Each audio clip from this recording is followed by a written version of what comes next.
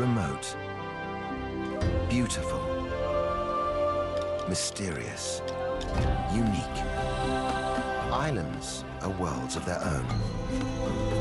Places apart where life has evolved differently. But in our modern interconnected world, islands are also part of a global community that is changing, for better or worse. In this series, we're exploring the lives of islanders. We're discovering that no matter how distant they are from the mainland,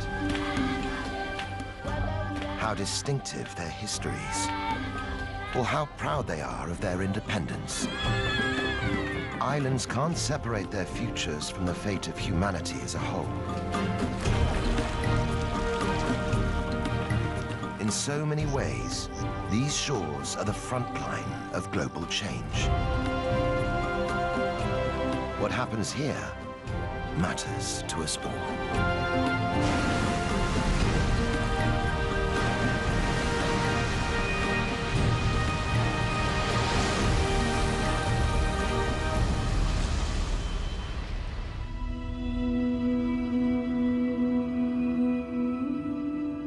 Just south of the equator, off the East African coast, is the archipelago of Zanzibar. It's a group of coral atolls and small islands, dominated by two large ones, Unguja and Pemba.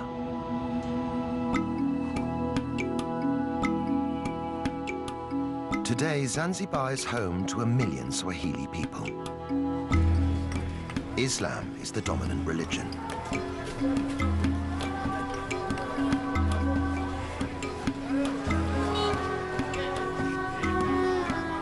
But over the centuries, these islands have known many cultures and customs.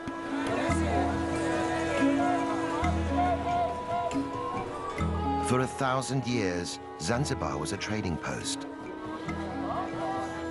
But the island's riches meant that many outsiders sought to control them.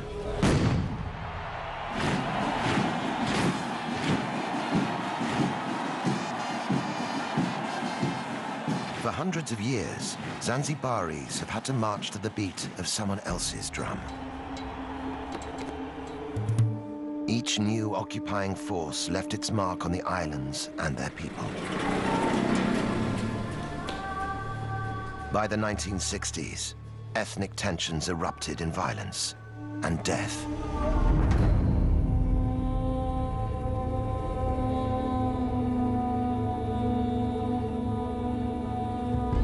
The aftermath, extreme poverty and ill health. For some, a rise in tourism seems to promise a way back to wealth. In reality, most of the tourist dollars stay within the gates of luxury, all-inclusive enclaves.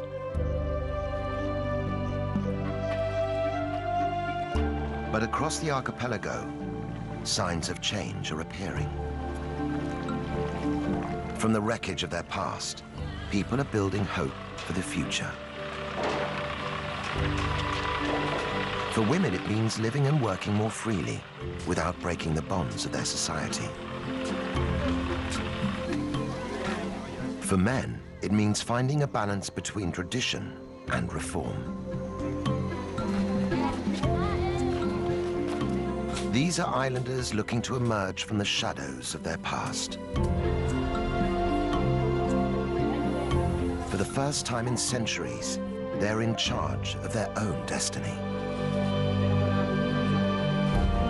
After all their troubled history, could this be Zanzibar's moment?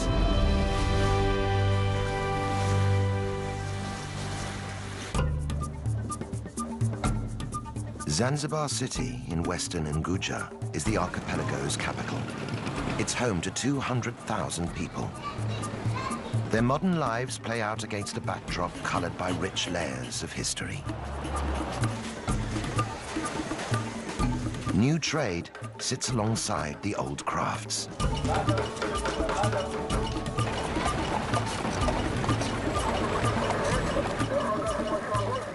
stone town is the city's historical core. Once it was the vibrant capital of an Arab trading empire, but today only traces of its wealth remain. On the outskirts is Michinzani, the new town. Its sprawling settlements clearly mark the divide between ancient and modern.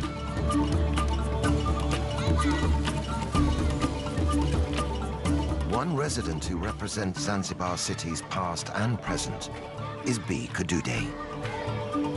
In traditional Islamic Zanzibar, B has been an icon for many, always walking her own path, never quite living by the rules.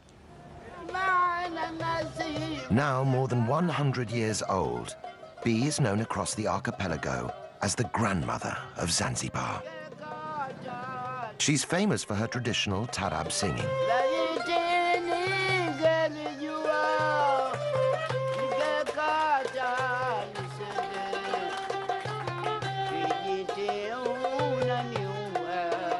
Despite her age, B still performs regularly.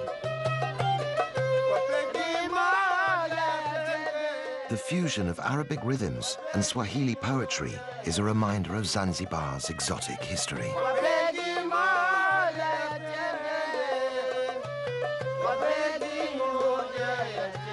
But today's bold performance is quite different from the way B started out. In those days, cultural sensitivities meant women could be heard, but not seen. In the past, or a long time ago, you would do this. You would cover your face.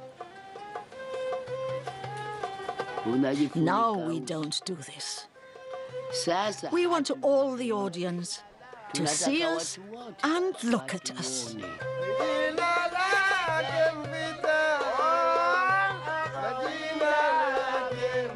Those early concerts were much more than just entertainment. The songs were a means of social commentary. In the song Kijiti, B sings of a miscarriage of justice and the murder of a pregnant woman.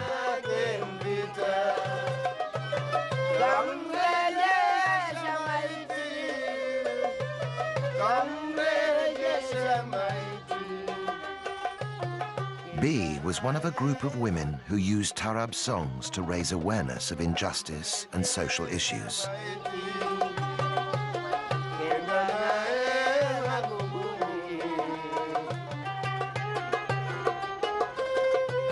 A century after Kijiti was written, women in Zanzibar still don't have the same rights as men. They're expected to obey their husbands and fathers. In public, they're supposed to cover up and behave discreetly. But on special occasions and behind closed doors, everything changes. Led by B, the group are preparing for an intense, women-only rite of passage.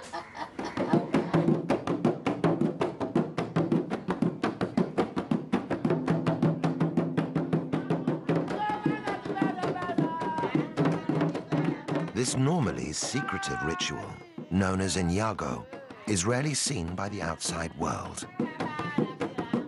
For the young girl at its center, this initiation into womanhood is a vital preparation for married life.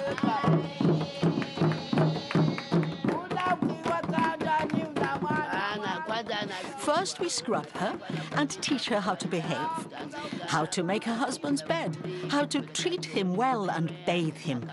This is her role as a wife.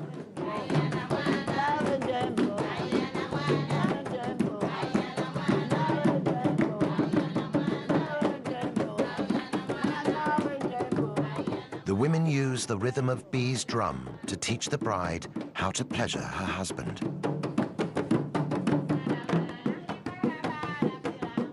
The fun and excitement is intoxicating. But Inyago also has a serious side. Girls are taught how to handle difficult husbands, how to stand firm through the trials of married life. As Zanzibaris step forward into their future, B is worried this old tradition will die with her. When I am gone from this world, it will go, if no one is around to continue it.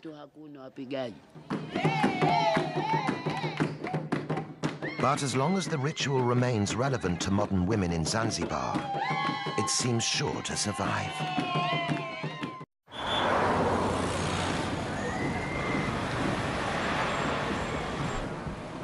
Today is January the 12th.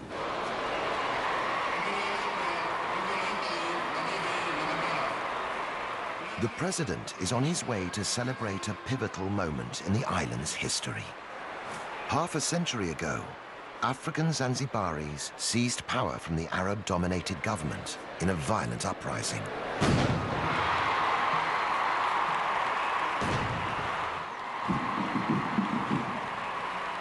For thousands of spectators, this is a chance to see their armed forces in full display.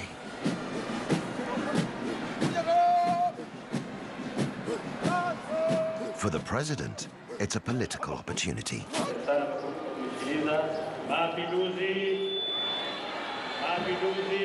But the route to these Revolution Day festivities began over 300 years ago.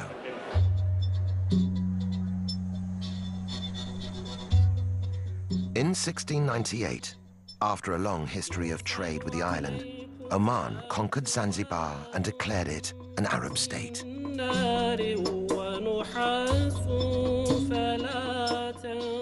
Under Omani rule, the archipelago grew into a powerful commercial hub.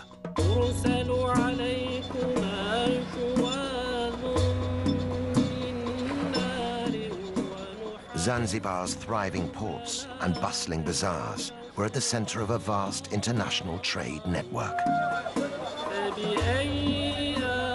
The Arabs grew rich and powerful off the profits of one commodity in particular: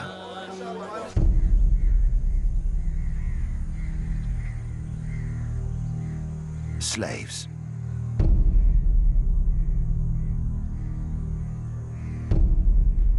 With Islam forbidding the enslavement of other Muslims, it was the Africans who were captured and sold as slave labor.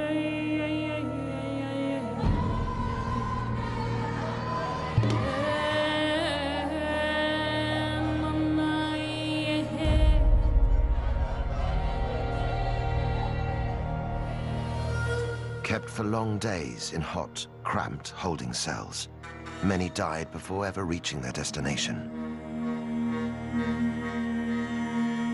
Around the world, the clamor for abolition grew, but the island slave trade continued to flourish throughout the 1800s. At its height, 15,000 slaves a year were imported into Zanzibar.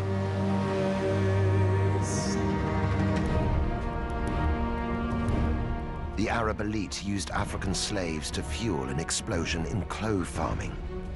Zanzibar became known around the world as the Spice Islands.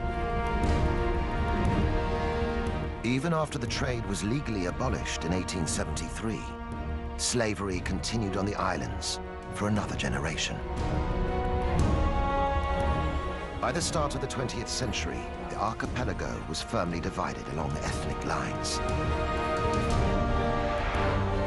Arabs remained the ruling elite. They possessed most of the land and wealth.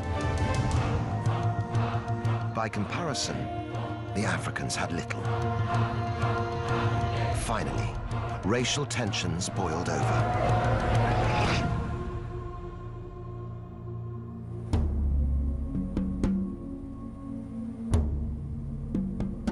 On the 12th of January 1964, the African population turned against the Arabs in the government.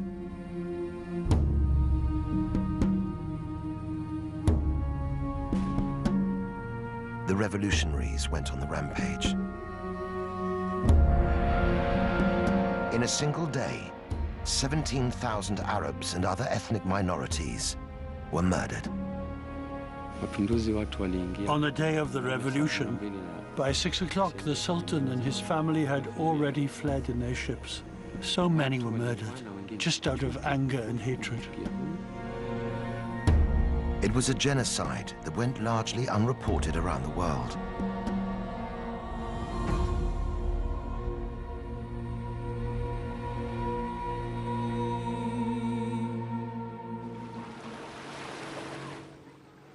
After the horror, many of the surviving Arabs fled the island.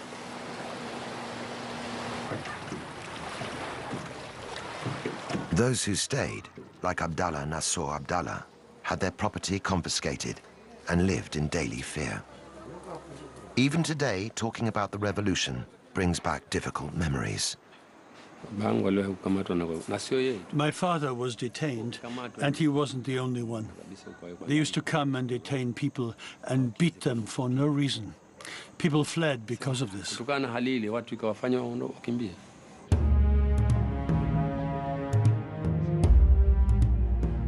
Isolated and without its traditional leadership, Zanzibar sought stability by uniting with Tanganyika on the African mainland to become the Republic of Tanzania.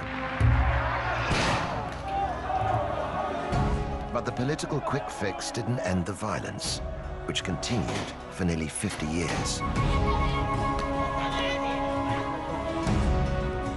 Finally, in 2010, the two main parties agreed to put an end to the fighting.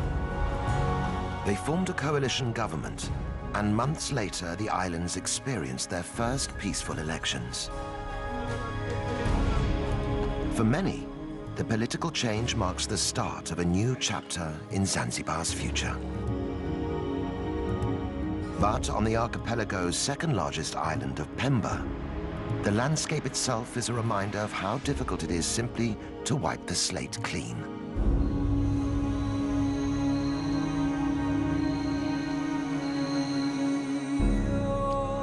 For clove farmer Abdallah, the 1964 uprising caused a sharp decline in the island's spice industry. Until then, most of Pemba Island was owned by Arabs, who used its fertile farmland to become the world's leading producer of cloves. Widely used in cooking and perfumes, the dried flower buds allowed Zanzibar's economy to flourish. After the revolution, Arab land was seized and redistributed to African islanders. But many of the new tenants neglected the farms. Thousands of Pemba's clove trees withered and died.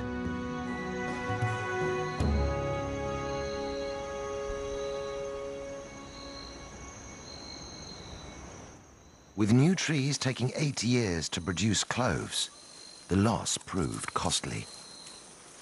In the months after the revolution, clove production in Zanzibar dropped by 95%.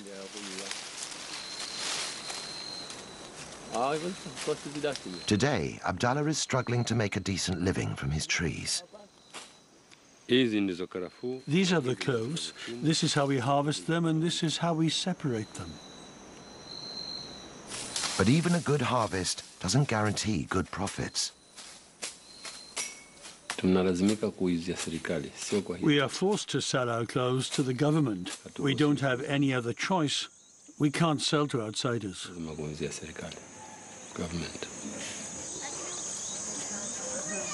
Although yields are just a fraction of what they once were, 10,000 tons of cloves are still produced every year on Pemba. The problem is that the price is so low, it doesn't meet our needs.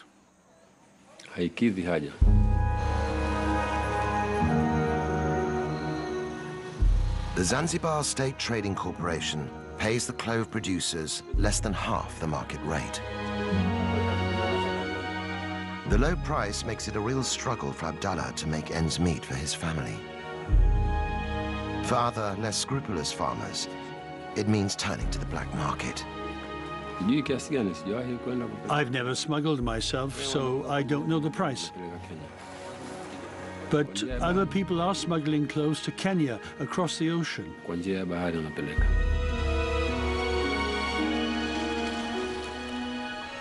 Farmers can get up to 3 times the price for their clothes in Kenya. But the cost of smuggling can be extremely high. Sometimes they get caught. They lose their clothes, their dhow, everything they own, and then they're sent to jail.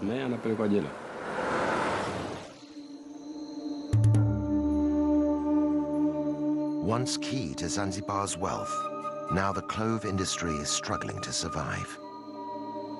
All the same, for farmers like Abdallah, the new politics offer the prospect of a brighter future. It seems like a new beginning here. The coalition government are trying to build a new Zanzibar. So not just for me, but for many people, things will get better, God willing.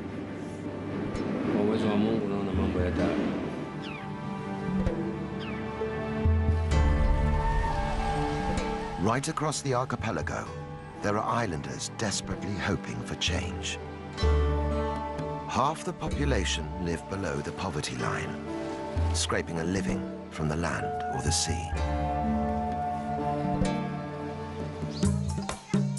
Average income is less than $1 per day, and the cycle of poverty is hard to break. But there is one part of Zanzibar's economy that is booming: tourism. Beach holidays and historical city tours bring visitors here every year.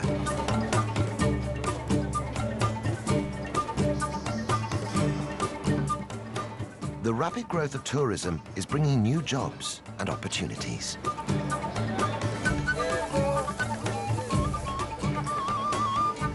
At Forodani Night Market in central Stone Town, stall holders are getting ready to vie for business. As the sun goes down, the air is filled with the tempting aromas of skewered fish and fresh kebabs. Tourists and locals mingle to enjoy the taste of Zanzibar. Despite its benefits, tourism is not the answer to island-wide poverty. Many visitors are package holidaymakers who never leave the beachfront.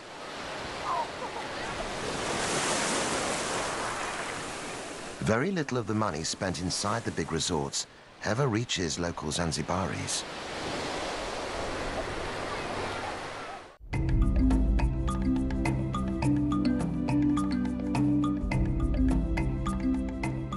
But inland, away from the all-inclusive hotels, there is one man who's trying to draw some of those tourist dollars into the local economy. Mustafa Makame is from Jendele village in southern Unguja. He runs tours that give visitors a rare insight into the real Zanzibar, showing how life in his village has developed in harmony with the local environment. Hidden in the dense undergrowth of the Ufufuma forest are a series of caves used for sacred rituals.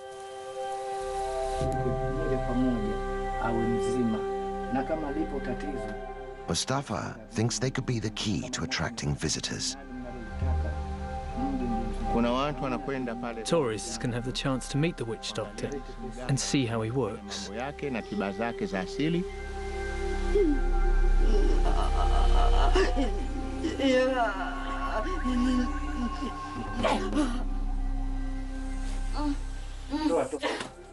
Generations of distressed Jendele villagers have come here seeking help. This cave is used for people to be healed by a witch doctor. They come here when they're sick to ask for help from their ancestral spirits. Left behind at many of the caves are small adornments and gifts, offerings to appease the demanding Shaitani.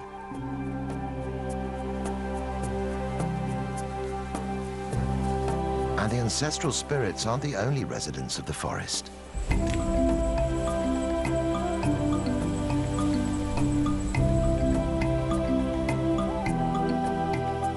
Visitors to Ufufuma can also see one of Africa's rarest inhabitants. Kirk's red colobus monkeys are an endangered species, only to be found here in Zanzibar. The monkeys share the treetops with African golden weaver birds. Home to exotic wildlife and unique human traditions, Ufafuma could be a huge draw for tourists who are looking for more than just sun and sand.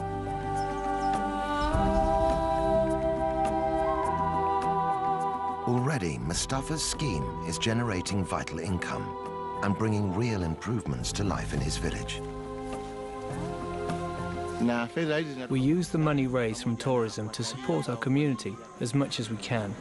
For example, we've helped provide electricity for Jendele village.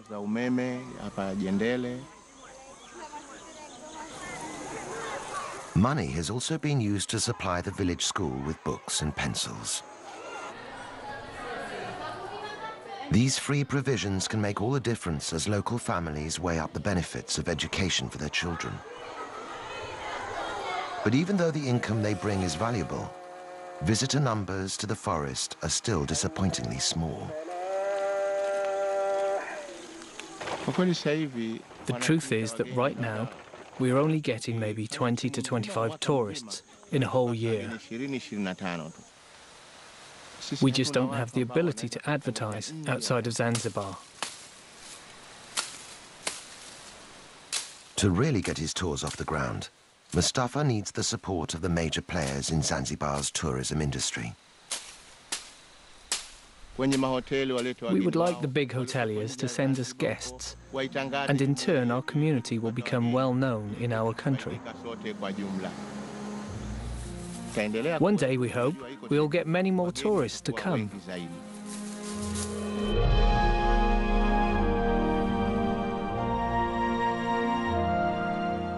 But there are parts of the archipelago where outsiders are not welcome.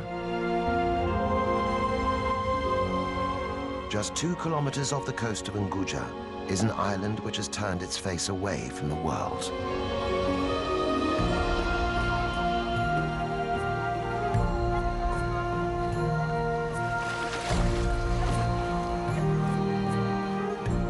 Once, Tumbatu ruled the whole of Zanzibar as its capital. Now, islanders here choose to keep themselves apart. Known as the Watumbatu people, residents claim to be direct descendants of the Persian kings who arrived in Zanzibar in the 10th century. Today, they are proudly independent people, notorious for discouraging visitors.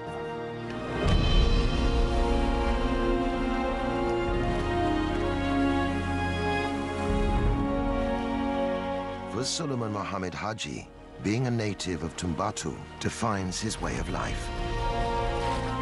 Every day, he goes out in his Ngalawa, or Swahili canoe, to fish for a living. Suleiman attributes his sailing skills to his distant ancestors who arrived in great dhows from the Middle East. Tumbatu Islanders still have a reputation as the finest sailors on the East African coast. But Suleiman's Ngalawa is too small to sail in deep waters, and in the heavily fished areas around Tumbatu, even the best sailing skills don't guarantee a good catch.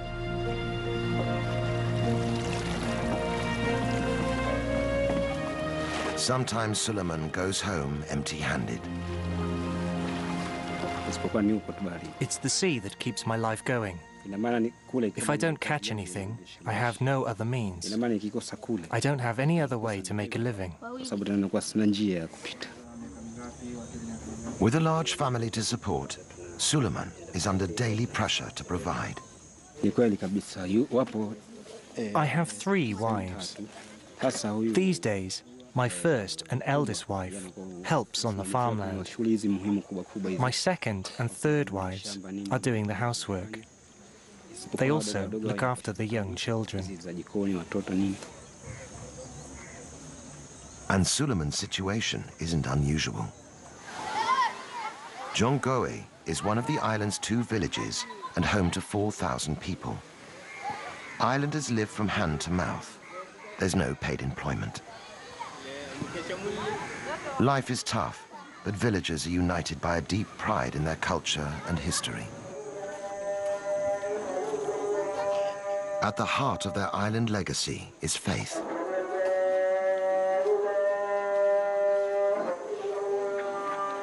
Brought to Zanzibar by the first Arab settlers, Islam is central to life here.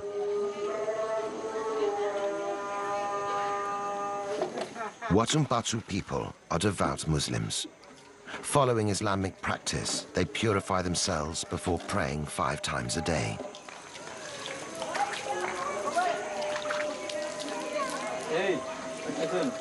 Gender roles are strict, and even prayer is segregated. While men attend the mosque, women must worship in private. Village chief Mwadini Makami is determined to keep out the modern influences he sees damaging other parts of the country. Across Zanzibar today, whenever you hear of misconduct or misbehaving, there's never a person from Tumbatu involved. This is because we are following our religion and culture. As chief, Mwadini believes it's his responsibility to protect Tumbatu's cultural integrity. For him, the key to doing that is to discourage tourism.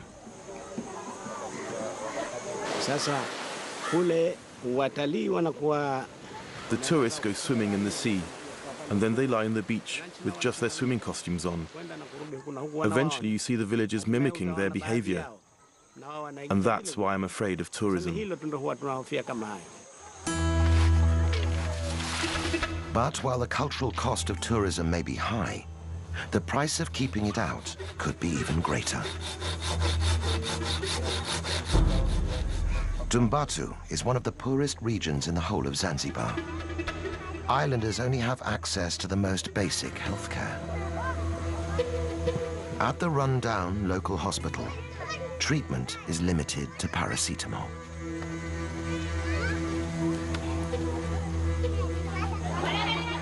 The isolation of Tumbatu is both its strength and its weakness. Soon, islanders will have to decide if the cost of maintaining it is simply too high.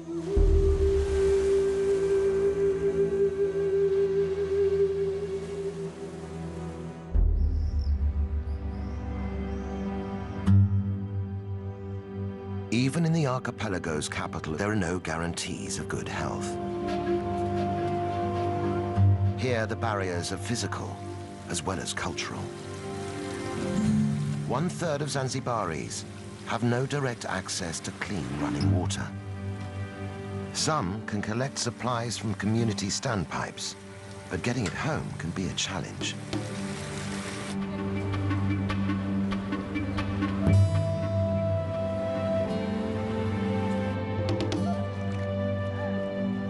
Poor sanitation is another major problem. Waste removal is difficult, with less than 20% of Zanzibar connected to the sewage system. Without basic services, infectious diseases like cholera are a constant threat. The result? Life expectancy in Zanzibar is one of the lowest in the world. Just 48 years. Children are particularly vulnerable. 1 child in 6 will die before they reach their 7th birthday.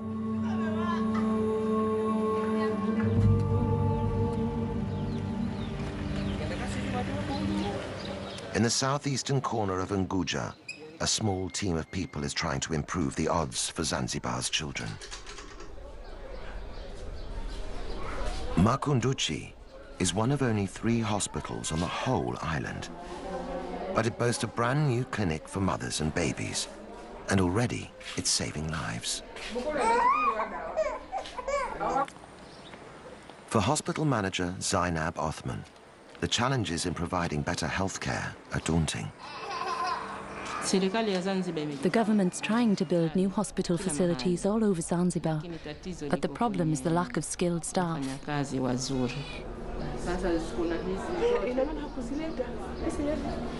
With extra funding from the British-based charity, the Makunduchi Project, hospital facilities here have been recently improved. But Zainab still only has 34 beds and 2 junior doctors to treat a population of 60,000 people. Even with such limited resources, the team are working miracles. After the birth, this woman had a postpartum hemorrhage, which meant she had to have a blood transfusion. It helped save her life. It would have been another story without it.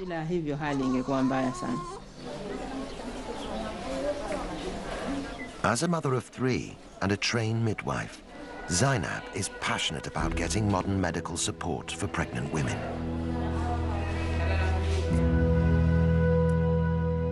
But convincing local women to use the hospital facilities isn't straightforward. For most pregnant mothers, the first point of contact is their village's traditional birth attendant.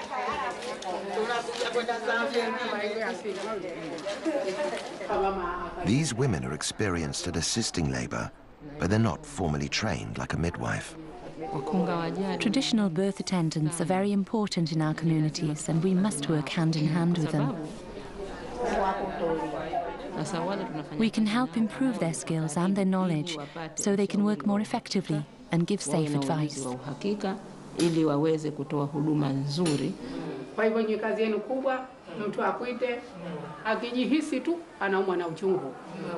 Getting these birth attendants on board is helping to persuade more mothers to have their babies in hospital.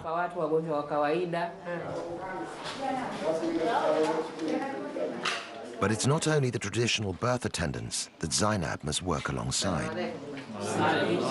To win over the whole community, she must also get on board the Shehas, the village leaders. As a woman working in a man's world, the task isn't easy.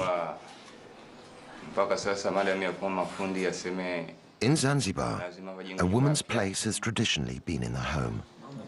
Few ever reach senior positions in the workplace. This can make my work pretty difficult sometimes. People ask, why is a woman in a management position? It's just another challenge that I've had to try to overcome. Zainab is a pioneer for women in Zanzibar. Her hard work and persistence has won respect and is helping to challenge the old stereotypes.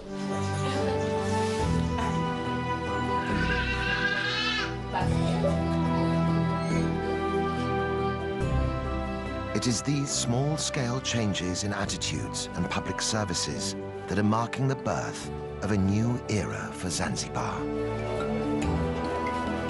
Up and down the country, there are other signs of change.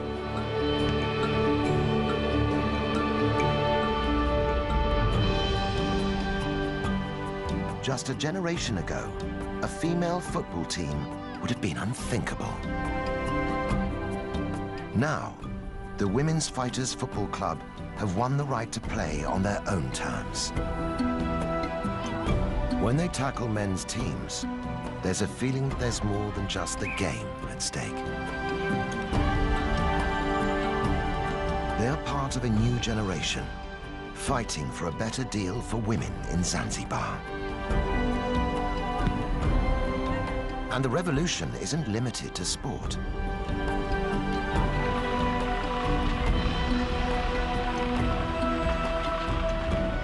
In the streets of Stone Town, female building crews have begun patching up the crumbling houses. In giving the old capital a facelift, they're also building a new image for themselves.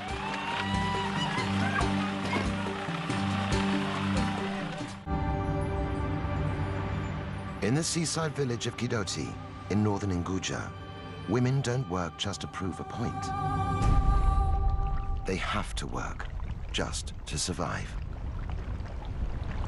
I have 8 children. Their father died, and they have only me left. Fatuma Mashenga is one of a growing number of islanders who work the beach farming seaweed. We're a group of women who all farm together. It's hard work. Sometimes when we go to harvest the seaweed, the ocean steals it. This makes it even harder on us.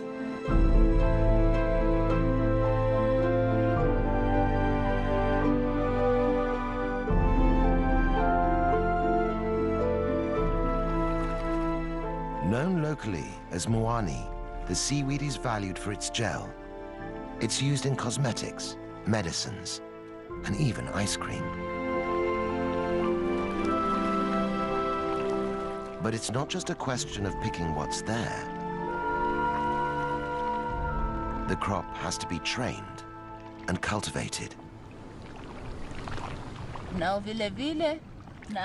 I go all along the rope, tying the seaweed on until I've reached the end. When that's done, I wait for the tide to come in before I go home. It takes 3 months before the newly planted seaweed is ready to harvest. Working every day, women can gather 700 kilograms of fresh seaweed a year. But harvesting is just the beginning. Fresh seaweed must be dried out on hot rock beds before it can be processed or sold on. In the fierce sun, it's back-breaking work. But for the women who farm it, seaweed has become a lifeline.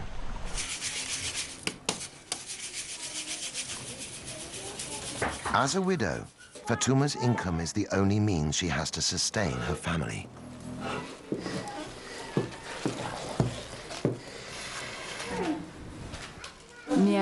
I get less than half a US dollar per day, but if I don't work, I get nothing. The money I get is helping me so much. It helps my children go to school and to buy school books. For Fatuma, education is the way to build her family a better future. It's a sign of the changing times in Zanzibar that Fatuma sends her sons to school, and her daughters too. I didn't get an education, but I really, really want my children to attend school. I send them there and make sure they go, so that they don't end up with the same problems I have.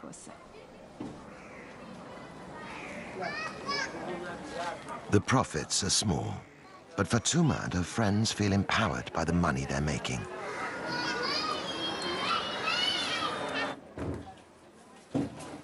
They've formed their own small cooperative, branching out into making oils and soaps, high-priced goods which can generate a real living wage.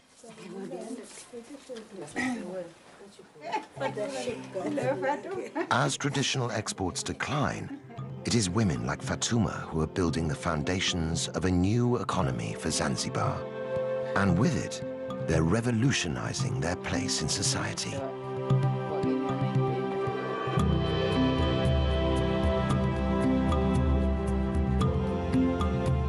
Across the archipelago, individual endeavors are combining to transform the life of the nation. They're pushing Zanzibar into a new phase of development, socially and politically. Life here has always been vibrant and colorful. The rituals and traditions of island life have lost none of their power.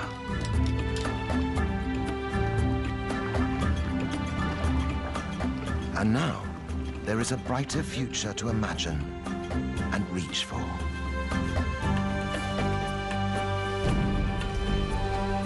The world is watching as the Spice Islanders begin to chart a new course for themselves. After all the storms they've lived through, Zanzibaris can feel fresh wind in their sails.